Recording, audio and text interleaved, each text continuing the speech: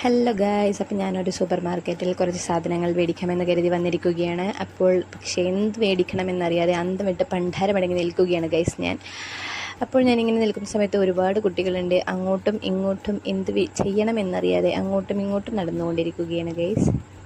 അങ്ങനെ എനിക്ക് മേടിക്കേണ്ട ലിസ്റ്റ് എൻ്റെ മനസ്സിൽ തെളിഞ്ഞു വന്നിരിക്കുകയാണ് ഗൈസ്. അപ്പോൾ എനിക്ക് മേടിക്കേണ്ട ലിസ്റ്റുകളിലുള്ള സാധനങ്ങൾ ഇതാ ഞാൻ ഓരോന്നായി എടുത്തിരിക്കുകയാണ്. ഒരു പോപ്കോൺ എനിക്ക് വേണം.